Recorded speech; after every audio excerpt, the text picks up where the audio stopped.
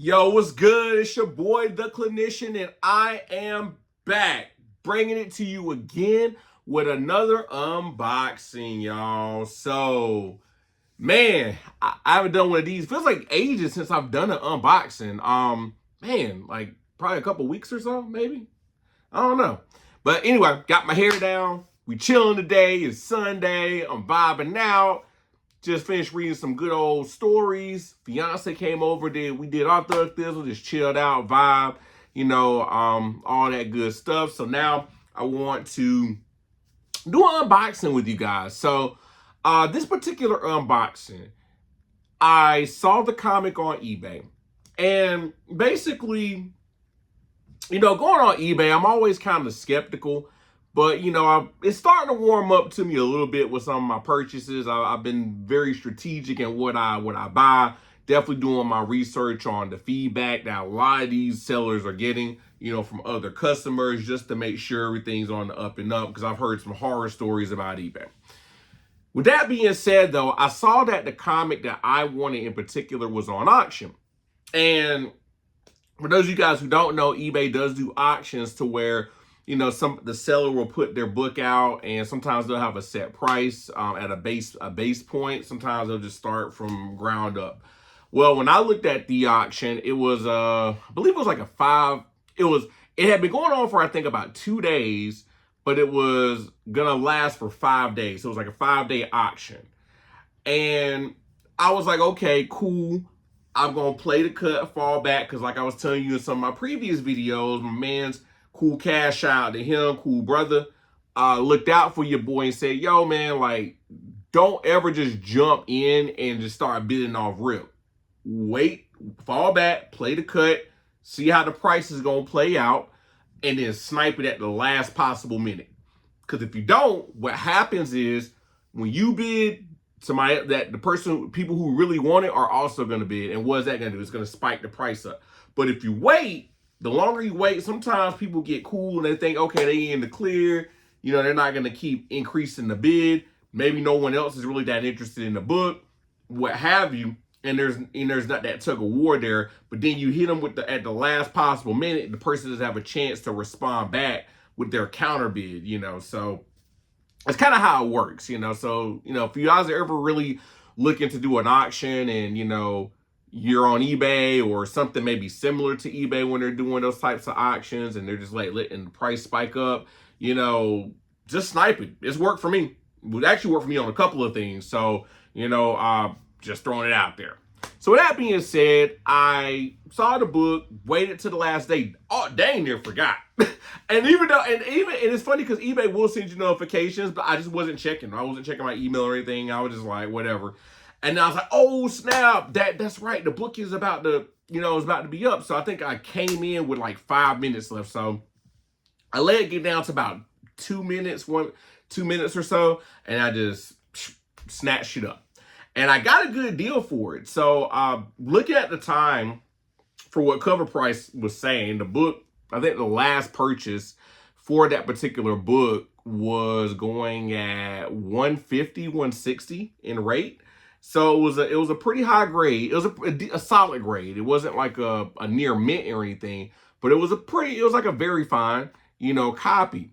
So, I was really happy with it. This is a cover I've been really wanting for a long time. Actually, one of my favorite comic book covers, probably in my top 10 to 15 range. It can interchange any day of the week, but I'm gonna say probably a solid top 10. I'm gonna say it's close. It's lower end top 10 for sure. So with that being said, I'm going to unbox this comic, and I'm gonna share the book with you, and then we're gonna talk about it, because that's what we do here at Comics and Coffee. We not only just do an unboxing, but we also gonna maybe tell you a little story behind it too, So let's see what we got going on here. So this is the box that came in. Been really waiting to open this. It came in like a few weeks ago, actually. It's never got around to opening it, so I'm really happy that it finally came. And they used a pretty decent box. They have it marked as fragile, which is always a good thing, Make sure that it's well kept. And it got here at a reasonable time. I didn't have to really worry too much about it being shipped. I think it actually shipped probably 2 days out from the purchase. So that was a good thing. So this will be my first time viewing this book, guys, and hopefully it looks like it did in his pictures, because what I saw in the pictures, it was a nice looking copy. So I was definitely happy with how the pictures presented. You know, I zoomed in on them to make sure everything was good to go. And, you know, sometimes you can't take everything at face value looking at pictures. So I know sometimes how something presents in the picture may not present the same in real life. So that's kind of the gamble you're always taking when you're going online versus when you actually go to a comic book store or you're buying at a convention, which is actually my #1 preference, but obviously can't do that every day. And to be honest with you, I just can't get to the store like that all the time. It's just so much more convenient sometimes to just get stuff online. But what do you guys prefer? Put that in the comment section. What is your preferred method of obtaining comics? Is it going to the comic book store, just putting everything into a comic book convention, you know, and just getting it there? Is it going online? And if it's online, any particular places you like to get your comics at? And if so, comment in the comment section. Let us know. You know, like, you know, sharing is caring. So let's see what we got here. All right. And also, too, if you haven't already, like and subscribe to this page. What are you doing? Help your boy out. Support your brother. All right. So let's see what we got here. And oh, yeah. Oh, yeah. Let me get this tape off. Okay. They have it decently packaged. Can't complain too much. I would have preferred it to be in a different box, but it got here safe. So that's all that matters. Get this tape off. All right, guys. So yeah, I'm not mad at this. This is Journey into Mystery 108. Oh yes, I like this. I'm really liking this. Yeah, there's some nicks here and some dings there, but I'm not mad at the copy at all. It actually looks pretty sharp. You know, looks decent. Looks decent. I'm not mad at it. Journey into Mystery 1-8, guys. 108. Journey into Mystery. So what is the significance of this issue aside from this badass Jack Kirby cover? Let's be real. Jack Kirby is the man when it comes to comic book covers. And I will say this to this day. I don't care. To me, in my personal opinion, Jack Kirby's artwork in terms of covers, I feel this Thor run from Journey into Mystery 83 all the way throughout the Silver Age of comics to Thor 183 had the best comic book covers for a run done by your boy Jack Kirby. And well, let me rephrase that, because some of them were done by Big John Buscema too. He did quite a few too. But just let's be real, like I think Thor got some of the best covers of comics. Let me just say that. And especially from that Silver Age run, just in general, I think Thor got some of the best comic book covers like in the Silver Age. I would argue the best, in my opinion. Now, of course, your boy is biased. So, you know, your boy is biased. You know, Thor is my boy, but I really do think it's hard to top these covers, man. Like, look at this, man. Like, look at this. Look at this. I mean, come on, man. Like, this is like one of my favorite Thor Loki covers too. Like, I go back and forth between this one and Thor 148. You know, those, like, that's a big John Buscema cover with Thor versus Loki. I know a lot of people like Journey into Mystery 85, you know, just because obviously that's Loki's first appearance, and that's a dope cover too. But this one right here, I don't know. I just like the yellow backdrop and how it pops, makes the colors pop more, you know, in the cover. I like, you know, I like Thor's position, like he's throwing the hammer, or getting ready to throw the hammer at Loki, and Loki's just like, trying to like brace for it. And then you got Jane Foster in the backdrop because he's trying to, it kind of alludes to what the story, or foreshadows to what the story is going to be about, and him trying to save her, and it even gives you like a little narrative at the front. I love that. I don't really think they do that at a lot of times at comics these days, where they give you like these comic bubbles and they kind of give you a little narrative, in there. And then we get a guest star, a feature appearance with Doctor Strange, who at that time, I believe he was still on his run with Strange Tales, because Doctor Strange didn't come out the rip with his own comic book. He came in during Strange Tales. I think it was Strange Tales. Was it 115?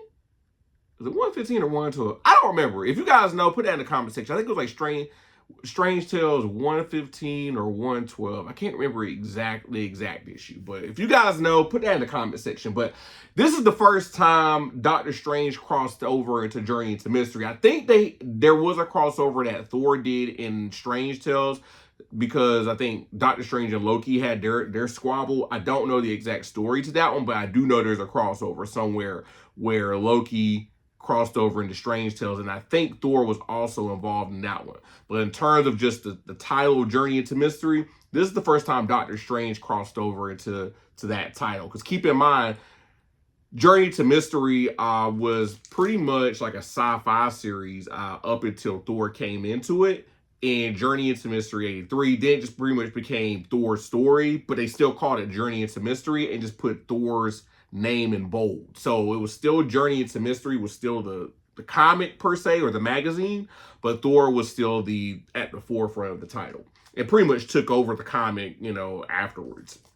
Anyway, though, love this cover, yo. And the 7.0 is nothing to scoff at. I mean, I like it. And so what did I pay for this, guys? So with the auction at the time had it, I think somebody put the bid in at 110.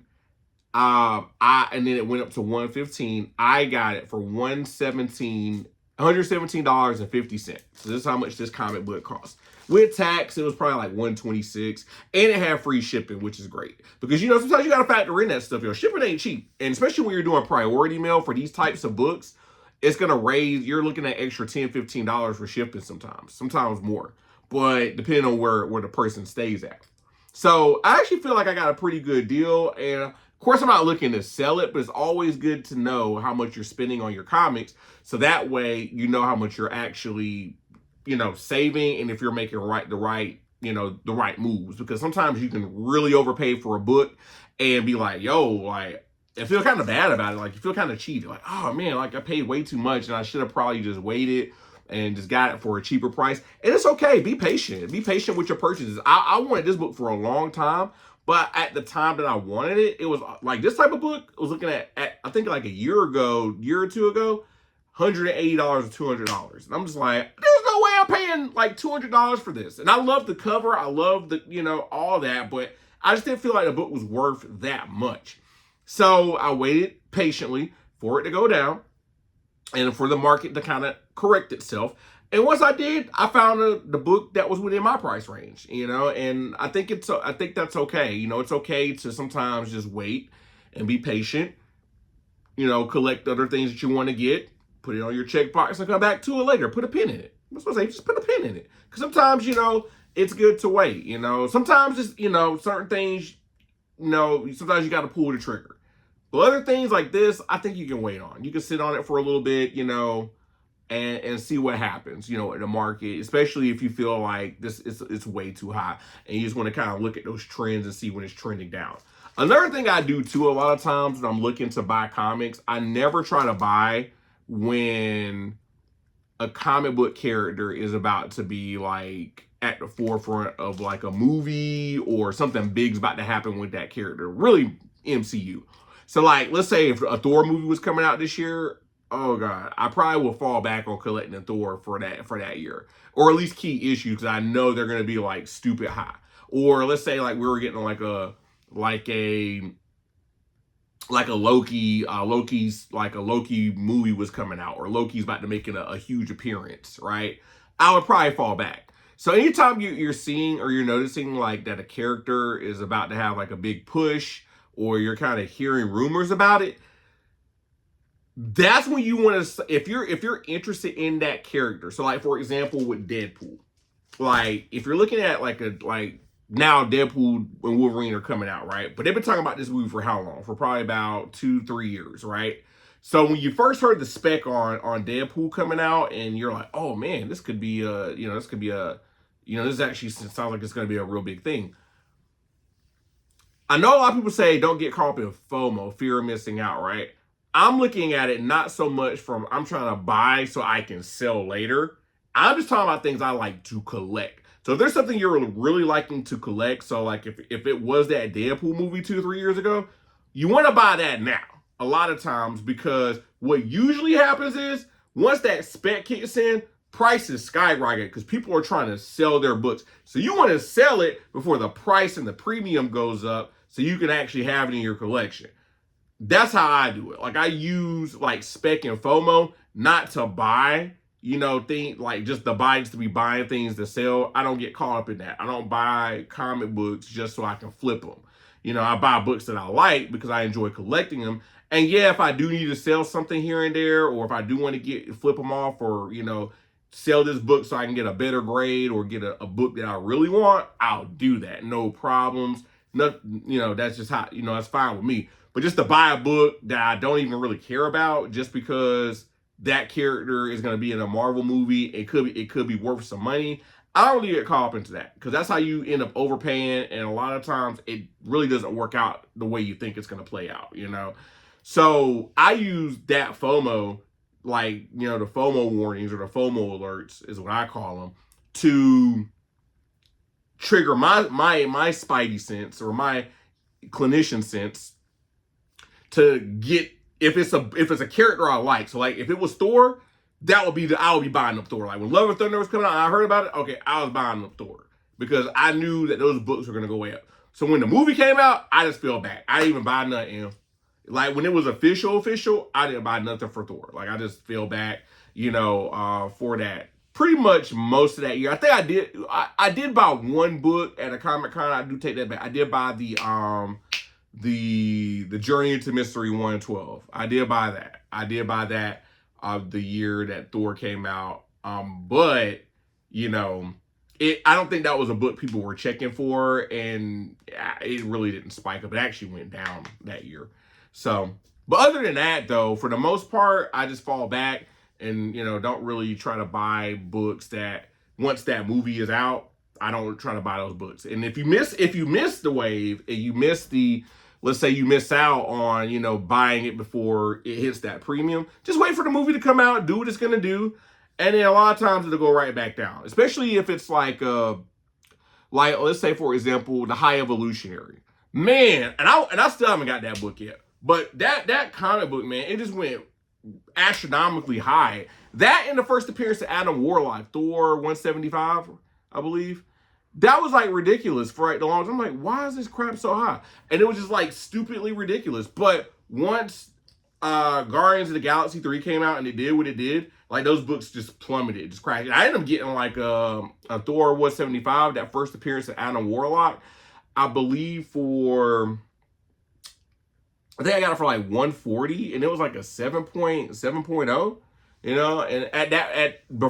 like before the movie came out, it was like over $200. I was like, what is that, yo? That's insane. Like that's insane. A lot of my, like, it's crazy. I think 250 or something for like a 7.0. Like that's ridiculous. Like for a first appearance of Adam Warlock, I was like, he's a great character. He's dope. But I'm like, yo, like what are y'all doing out here? So the premiums was stupid high. The High Evolutionary was like stupid high too. I was like, yo. But now like that, the movies came out, is done what it's done. It's been a couple of years. Like it's the market has corrected itself, and the High Evolutionary is where it's about where it should be. Adam Warlock is about where he should be. Now we know that there's some staying power for both of those characters, so don't be surprised if there's like another spike. I don't know if it'll be as high as it was in those other movies, but just that's the best way I gauge it. I don't try to just jump the gun and just get, buy stuff just to be buying it. If it's stuff I'm really looking to collect, I use speculation as a telltale sign to be careful and to know, okay, if this is something I really want to get now, let me go and get it before the spec kicks in and the premium goes up. Because once that premium goes up, it stays up for a while and then it'll spike back down. And then you have to wait till after the movie to get, after it does what it's going to do to get it. So either get it before, either get it right at the early onset of the speculation if you're going to buy something that you really want, or just wait for it to decline after the movie or the product or whatever's coming out comes out. Because a lot of times you'll save a lot more money. You won't be beating yourself up at the end of it, and you'll feel a lot better about yourself. Because I'll be honest, I've gotten caught up in some, not necessarily the FOMO stuff or just buying stuff just to buy it, but I've gotten caught up in buying stuff in the midst of like, when it's like hype, when like there's a movie coming out or something's about to happen and I'm paying like a high premium for it, and it just end up overspending. And then, when you do get a certain point in your collection, you're looking to kind of move some things because you're wanting to upgrade or wanting to sell some stuff and get some new things or collect something different or consolidate, then you're just like, oh man, I'm taking a hit on some of these. And yeah, there's some of these comics I'm definitely going to take a hit on, as a result of me kind of jumping the gun and just basically, buying and not realizing sometimes it's okay to wait. That was me being impatient. Patience is a virtue, and that's very true. It's okay to wait. Don't rush it. The comic books are going to be there. They're going to be there. Trust me. They're not going anywhere. I mean, yeah, you hear people say, oh man, Silver Age, Golden Age, all that's going to fade out. There was only so many limited copies and yada, yada, yada. And that may be true to a certain extent, but at the end of the day, y'all, like, there's thousands of these, hundreds of thousands of these books that exist, You'll find it. Just be patient. It will come to you. Trust and believe. I never thought I would have a Journey of Mystery 83. I waited for a long time until I saw that it was in the price range that I was comfortable with pursuing it at, and I got it. So you just be patient. It will come. Just be patient. Collect things that you like. Upgrade, trade, and sell as you need to, and you'll be okay. I promise you. So with that being said, I was giving you my soapbox for today on collecting and how to collect and all that. I didn't mean for it to turn into that, but hey, that's what we do on Comics and Coffee. That's how we get down sometimes. Sometimes it just we take you on a journey into mystery. So this particular comic, what is this book about? We talked about the aesthetics of the book, how it looks, how it presents, why I like the look of the book, the appearance. Of course, it's Jack Kirby and Stan. This is really when they really hit their stride, I feel, on the Journey into Mystery Saga. Like, really, pretty much, they're really getting into the storytelling aspect of it. And I feel Loki, the character of Loki in this particular issue, really started to step up his game. Before, in the earlier issues, his schemes were kind of corny, to be honest with you, and very hokey. Really nothing to him, it was kind of like a cat and mouse game with Thor. This particular issue, though, I actually was pretty impressed with how Loki plotted this scheme out. So what happens? The story goes like this. Thor's out doing his normal patrolling like New York. At this point, Thor is an established hero in the Marvel community. The Avengers have formed, and Thor is out there just flying around patrolling the streets of New York. What happens during this time? Thor gets a distress call from Dr. He senses something is off, and he feels the presence of one Doctor Strange. So Doctor Strange, if for you guys who don't know, is the Sorcerer Supreme of the Marvel Universe. You've probably seen him. He's been on a million MCU movies at this point. I feel like I don't really need to go into too much depth of who Doctor Strange is. If you don't know, he's been in a lot of Marvel movies. He's pretty much a sorcerer. He has magical powers and mystic abilities. And, he's pretty much like, a magical conjurer. And, he's OP as hell. I mean, especially back during the Silver Age. I mean, Doctor Strange pretty much could will anything into existence. Like, he was ridiculously OP. But during this particular issue, Thor realizes, he senses that something is off, and that with him being an Asgardian and a god, he can do those things. He can kind of tell when something's not right, and he finds Doctor Strange laid in his mansion, seemingly weakened, And Doctor Strange explains to him that he had just done a battle with Baron Mordo, who basically was going to try to, do something diabolical to take out like a certain population in New York. And Doctor Strange got wind of it. He was able to stop him utilizing a lot of magical ability. And, because of that, he was weakened. Now, what that particular plot was or storyline was between him and Baron Mordo, we don't really know. And we don't even, and normally we get like an issue reference. If it was like in a previous issue, it'll say, hey, check out, Tales of Suspense, issue 144 or referencing whatever, but we don't really get that. So either this is just all intents and purposes for the Journey into Mystery story that they're just putting that in there with the Battle of Baron Mordo. Hey, he just got weakened by Baron Mordo. Baron Mordo was doing his villain of the week type of thing or plot of the week type of thing, and Doctor Strange was weakened by trying to stop him, or it was an actual issue, but they just never put the issue number in there. I don't know. Normally they do, especially during this time. So I'm going to think it's probably the former. Anyway, though, Doctor Strange is badly wounded. He's not feeling too good, and Thor actually, his alter ego is Donald Blake. Donald Blake is a doctor. So, of course, Thor is like, okay, let me call a doctor. I'm going to take you to the hospital, and I'm going to get you some help. So he takes Doctor Strange to the hospital and basically gets him treated. He actually reverts back into his alter ego, Donald Blake, and leaves the surgery. So while this is going on, Odin is having a battle, basically with some other realm that's trying to take over Asgard. The battle really isn't significant. They're just, doing their normal Asgardian thing, just fighting the good fight, because that's what Asgardians do. When you're Asgardian, you're drinking beers and you're fighting battles and then telling war stories about the vows that you did. And if you're lucky enough, you die and go to Valhalla. That's the Asgardian way. And you can tell those tales to the people in Valhalla, drink some drinks, drink some of that mead, and have a good old time. That's just how they live. That's how they get down in Asgard. You know what I'm saying? So with that being said, Odin is doing battle, but, he's basically saying, hey, I need some backup. Let me reach out to my son, Thor.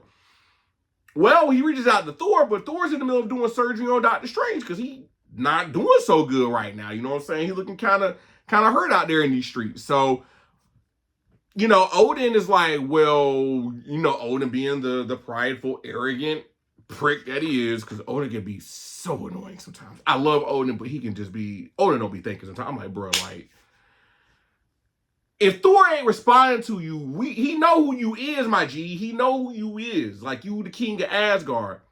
Can you not give my mans the benefit of the doubt? Like, why is it always got to be, oh, he dare defy me? I'm Odin. I'm almighty. I'm the all-father. Like, I run this. How dare he?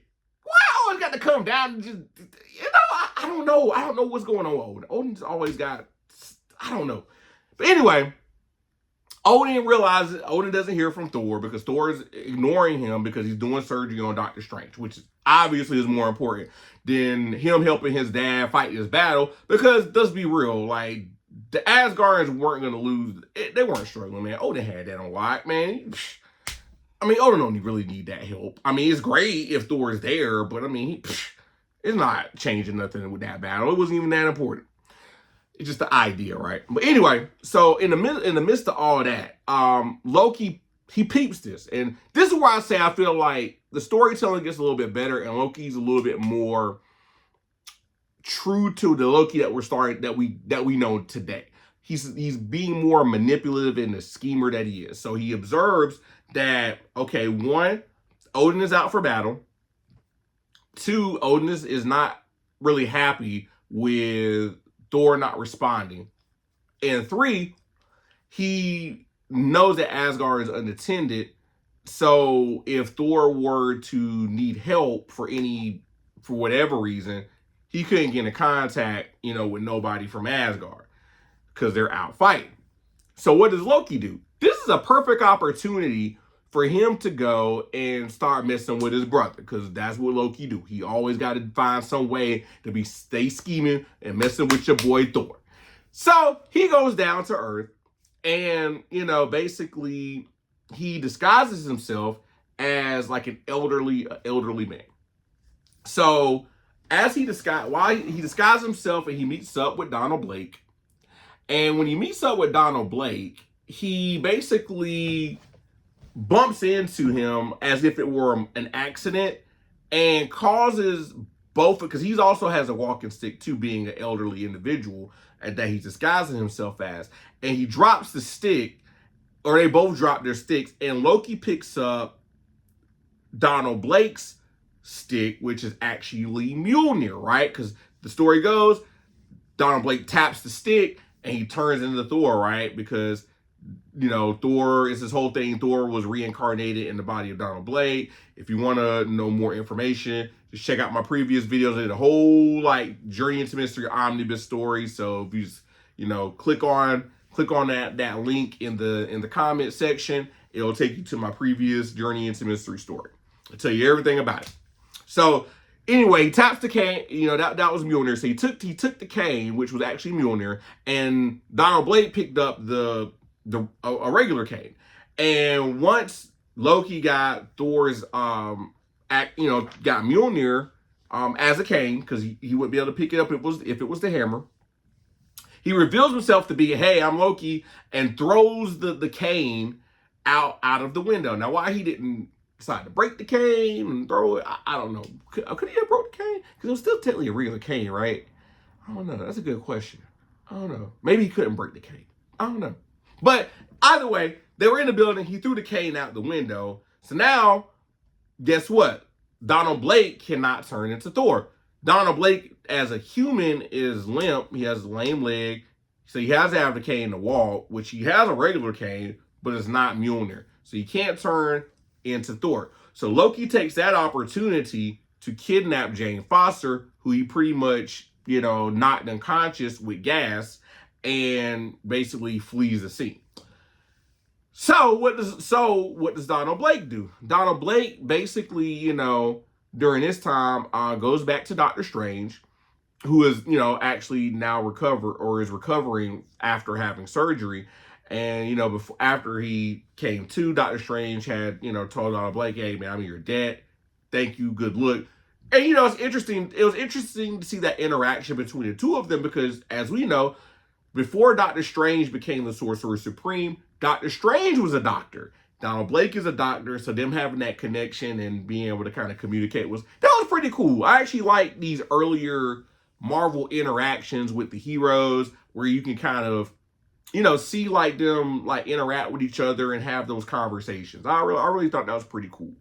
You know, just a small tidbit, because you're seeing like the early stages of what will become the Marvel that we know today. And I don't know, I just love stuff like that. Anyway, though, Donald Blake asked for Doctor Strange's help to try to find his cane.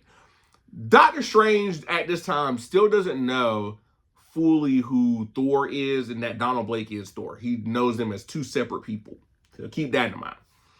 But anyway, he basically uses astral projection, Doctor Strange does, to, you know, find out where, you know, Thor's cane is. And he uses while he's in his astral projection form, he uses the Aya Agamotto, which is the amulet he wears around his necklace in his chest, to track down the cane. The cane is actually, he finds the cane at the docks of New York, where some homeless people are out there fishing, you know, just chilling or whatever, and they're using the cane as a fishing pole to get the fish. So Donald Blake goes to these people, finds the cane, snatches the cane, the fishing pole from the homeless people, who are like, hey man, give me my cane, that's mine, I found it.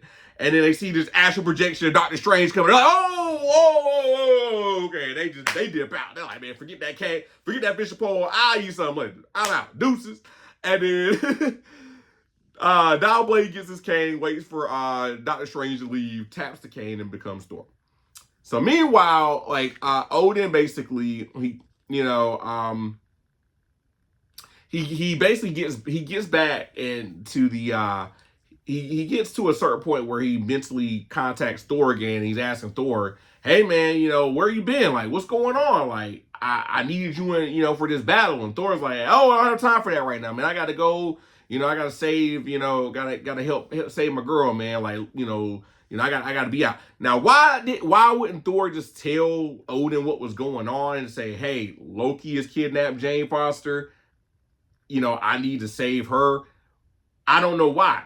I don't know why he doesn't do that, because to be honest with you, during this time, Odin's whole thing was gods were not supposed to interfere with the matter, with human affairs, with the exception of Thor, because Odin was teaching Thor humility, so he gave Thor a pass. But when it comes to any other gods, they weren't supposed to interfere with the affairs of humans. So for Loki to go there and kidnap Jane Foster is in direct violation of what Odin would have Thor, would have him do.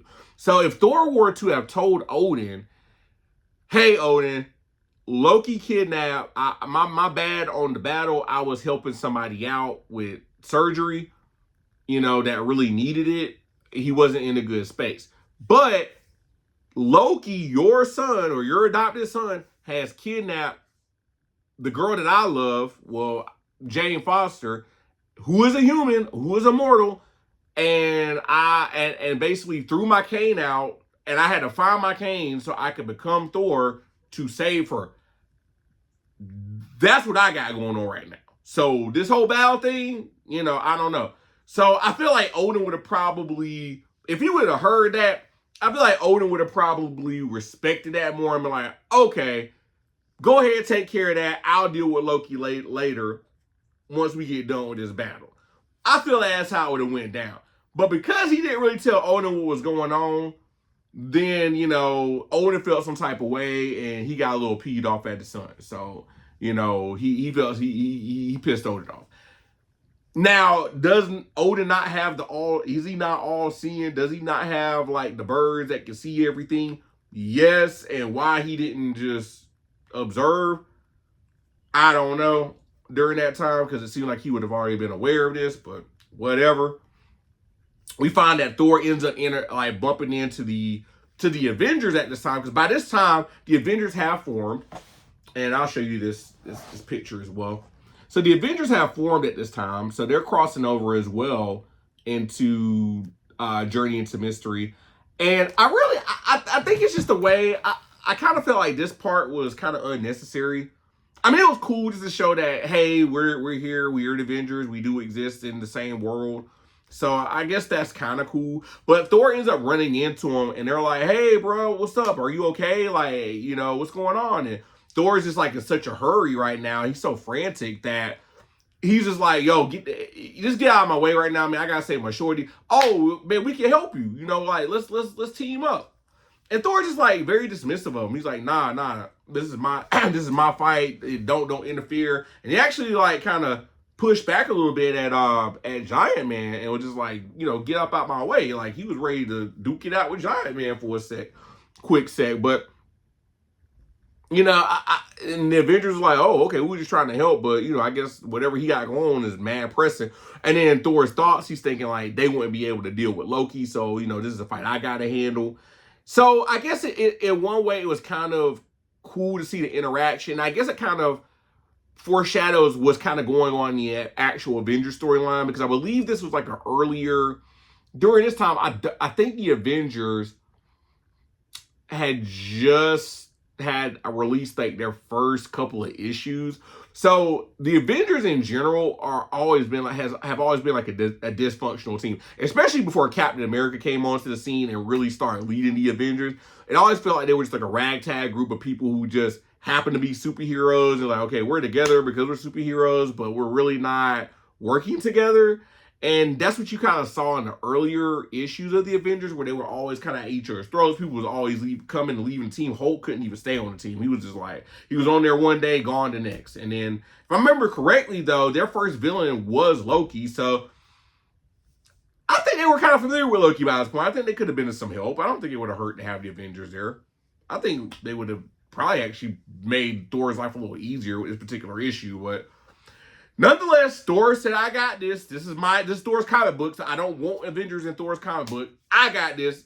Go back to your Avengers comic book. Y'all do y'all stuff this. I got this. So Because he ain't want him in his comic book. So they were there for like 3 panels, and then that was it. For 3 or 4 panels, and that was it. So Thor uses a tractor beam to find, you know, the location and the whereabouts of Jane Foster. So at this point, he finds out where Jane Foster and Loki are located. He finds Loki. And basically, Loki has basically teleported Jane Foster into limbo. And she's trapped out there, and eventually, you know, with her being in limbo, you know, she could, you know, eventually just be lost forever. So Thor basically out mentally, you know, contacts Doctor Strange and has Doctor Strange find Jane Foster's coordinates in limbo. So again, Doctor Strange OP as a mug, yo. Like, he got that eye Agamotto. Was like, yo, I got you, my boy, I got you. You know what I'm saying? Because again, technically, Doctor Strange already did Thor a solid by finding his cane, but he didn't know that Donald Blake was Thor, so he's thinking he's doing favors for different people. Thor for saving his life and taking him to the hospital. Donald Blake for actually providing the surgery on him. So he owed him twice, even though it was the same person, if that makes sense. So anyway, this is some really cool artwork. You can see that Kirby goodness with the bubbles. That's what he's known for. And you see Jane Foster out there in limbo. You know what I'm saying? So that was really cool. So she's out there in limbo. And basically Doctor Strange puts a force field around her while she's in limbo, so where she can be able to breathe and sustain while Thor takes care of Loki. So Loki, being the trickster that he is, him and Thor get into a confrontation. And, you know, Thor have flipped, you know, Thor into the, you know, this trap that he had. So Thor's trapped in the hole. And he thinks he has the upper hand at the time. But, of course, this is Thor. Come on. So once he realizes that Jane Foster, you know, is protected by Doctor Strange, Thor gets up out of the hole, gets Loki, reprimands him, and basically, like, twists his arm until, in submission, and submits Loki until he basically brings Jane Foster back from limbo.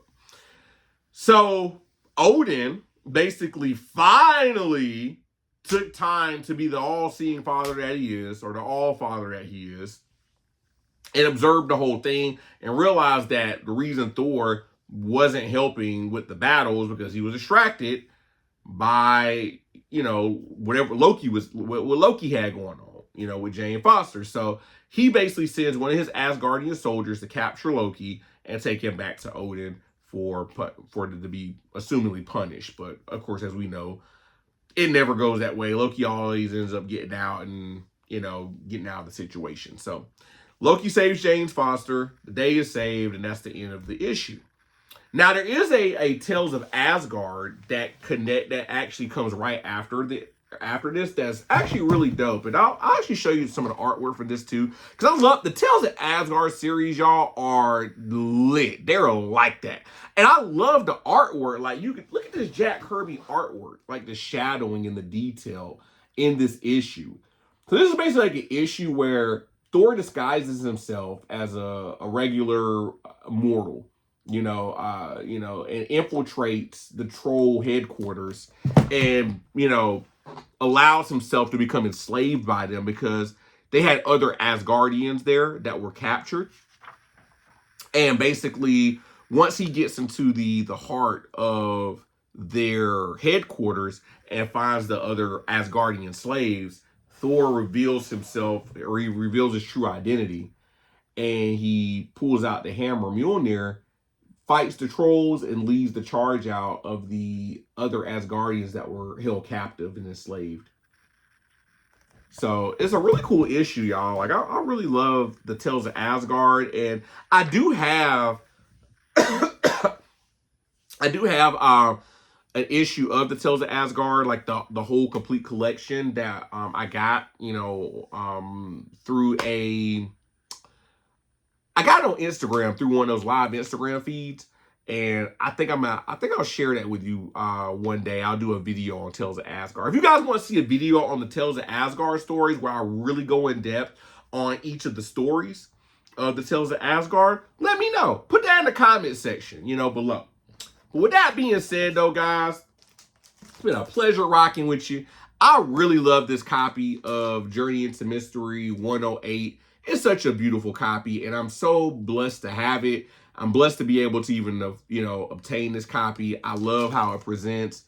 I'm really happy with it. Yeah, there's some nicks, but it looks good to me. I love it. And that's the main thing. That's the takeaway point. Buy what you love. And if you love what you buy, then it's all fly. I'm out, y'all. Y'all just been watching the episode of Comments of Coffee. Stay tuned for more. And I'm out.